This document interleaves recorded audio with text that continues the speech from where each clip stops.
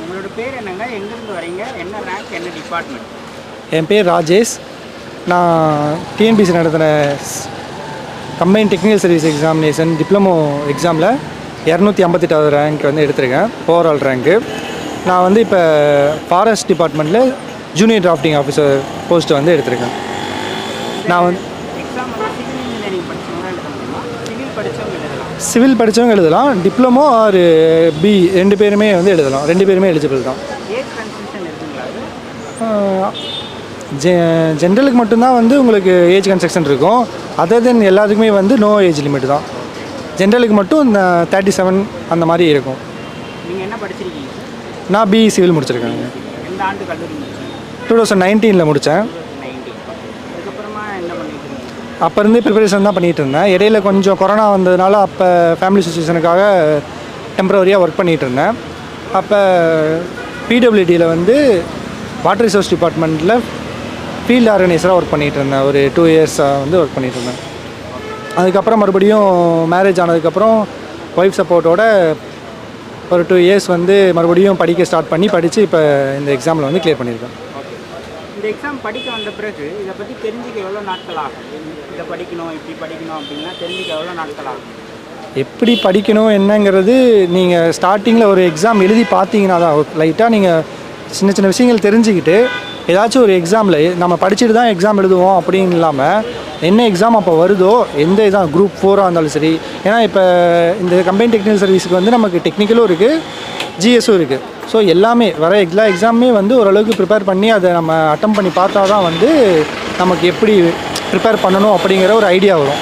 நம்ம வந்து சொல்லித்தராங்க இல்லைனா வந்து நம்மளே வந்து படிக்கிறோம், பழைய கொஷினை பார்க்குறோம் அப்படிங்கிறத விட நம்ம அந்த டைமில் வந்து எப்படி நம்ம வந்து ரெஸ்பான்ஸ் பண்ணுறோம் அப்படிங்கிறது வந்து நம்ம எக்ஸாம் போனால் தான் ஒரு ஐடியா வரும். அப்படி இல்லைன்னா நம்ம வந்து ஒரு மாடல் எக்ஸாம் அந்த மாதிரிலாம் கண்டக்ட் பண்ணுறாங்களா, அந்த இதில் வந்து நம்ம எழுதி பார்த்தா தான் நமக்கு வந்து படிக்கிறதுக்கு எப்படிங்கிறது தெரியும்.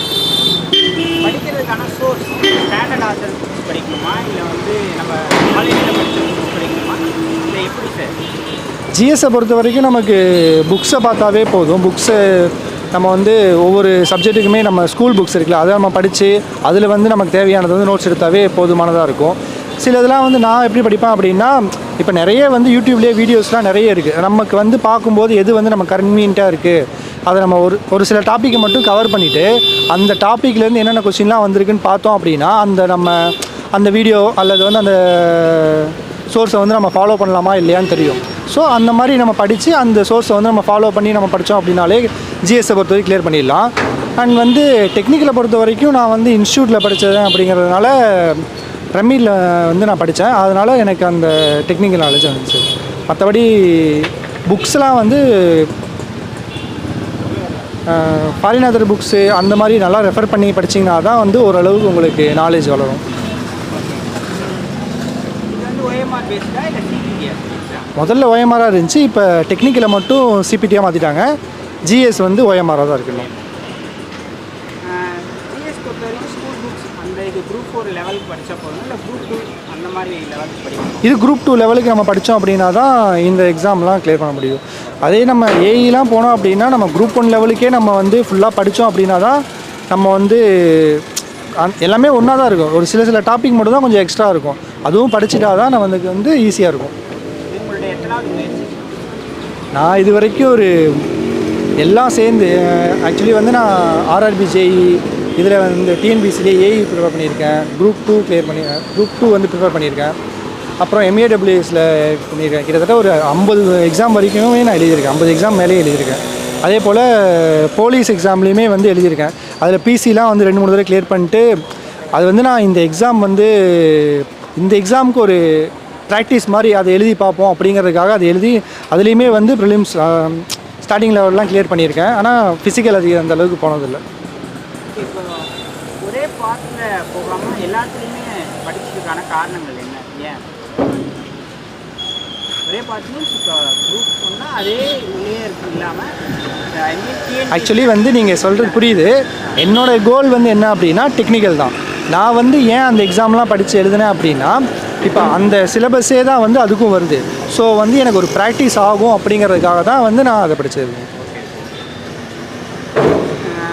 நோட்டிஃபிகேஷன் விட்டதுலேருந்து எக்ஸாமுக்கான இடைப்பட்ட காலத்தை நம்ம எந்த மாதிரி பயன்படுத்தி ஆக்சுவலி வந்து நம்ம நோட்டிஃபிகேஷன் வர்றதுக்கு முன்னாடியே வந்து நம்ம ஃபுல்லாக வந்து கவர் பண்ணி வச்சிடணும்.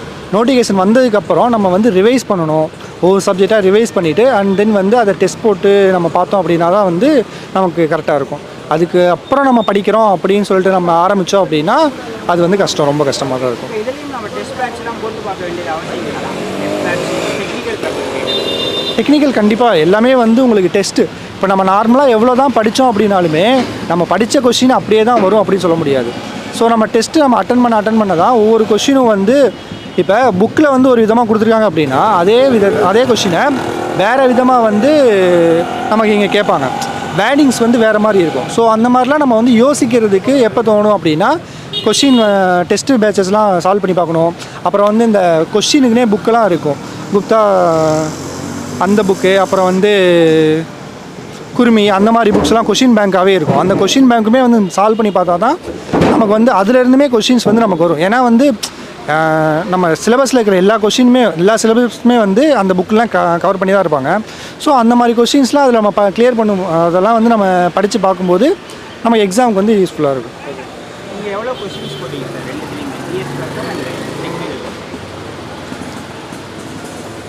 ஜிஎஸ்சில் வந்து 65 ப்ளஸ் போட்டேன். அது டெக்னிக்கலில் 165 ப்ளஸ் போட்டிருக்கேன். இந்த மூமெண்ட் எப்படி இருக்குது ஆர்டர் வாங்குறது? ரொம்ப சந்தோஷமாக இருக்குது. என்ன எங்கள் அப்பா அம்மாவை தான் கூப்பிட்டோம், அவங்களால வர முடியல, அதுதான் எனக்கு கொஞ்சம் ஒரு மாதிரி இருக்குது. ஏன்னா லாஸ்ட் டைமே வந்து இதுக்கு முன்னாடி எம்ஏடபிள்யூஎஸ்லேயுமே வந்து டவுன் பிளானிங் இன்ஸ்பெக்டர் அப்படின்னு சொல்லி ஒரு போஸ்ட் எடுத்திருந்தேன். அப்போயுமே வர முடியல. இப்போ வந்து வந்திருக்கலாம், கொஞ்சம் அது மட்டும் கொஞ்சம் கஷ்டமாக இருக்குது. ஃபேமிலியிலலாம் சப்போர்ட் பண்ணாங்களா உங்களுக்கு படிக்கிறது? எல்லாருமே சப்போர்ட் பண்ணாங்க. படிக்கணுங்கிறதுக்கெலாம் எல்லாருமே சப்போர்ட் பண்ணாங்க. சில டைம் வந்து ஃபேமிலி சுச்சுவேஷனால் வேலைக்கு போகலையா அப்படின்னு கேட்க தான் செய்வாங்க. அது அவங்களோட பேரண்ட்ஸ் அப்படின்னாலே அவங்களுக்கு என்ன, நம்ம வந்து செட்டில் ஆகணும் அப்படிங்கிறது அவங்களோட குறிக்கோளாக இருக்கும். மற்றபடி மற்ற டைம்லாம் வந்து நம்ம படிக்கணும் அப்படிங்கிறதுனா அதுக்கேற்ற மாதிரி வந்து நம்மளை ஃப்ரீ பண்ணி விட்டு அதுக்கெலாம் வந்து ரொம்ப துணையாகவே இருந்தாங்க. அண்ட் தென் வந்து என்னோடய துணை வந்து எப்பயுமே எனக்கு துணையாக தான் இருப்பாங்க.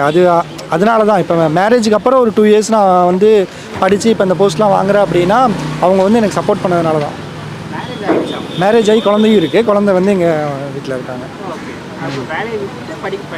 ஆக்சுவலி இடையில ஒரு 2 இயர்ஸ் வந்து ஒர்க் பண்ணேன்னு சொன்னது வந்து அதுக்கப்புறம் குழந்தை இருந்ததுனால வேலையை விட்டுட்டு தம்பியை பார்த்துக்கிட்டே தான் வந்து நான் வந்து பார்த்துட்டேன். என் ஒய்ஃப் வந்து ஜேடிஓவாக இருக்காங்க. அவங்க ஒர்க் போயிட்டு இருந்தாங்க. நான் தம்பியை பார்த்துட்டு படித்தது.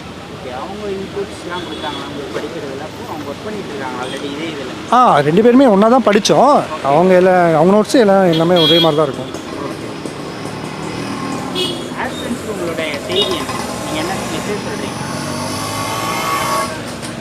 ஒரு விஷயம் எடுத்துட்டீங்க, இப்போ படிக்கணும் அப்படின்னு நினச்சிட்டிங்க அப்படின்னா அதை கன்னியஸாக எப்பயுமே ஒரு தோய்வு இல்லாமல் படிச்சுட்டே இருந்தீங்க அப்படின்னா கண்டிப்பாக வந்து வாங்கிடலாம். இப்போ பேரண்ட்ஸ் வந்து சொல்ல தான் செய்வாங்க சில சமயம்.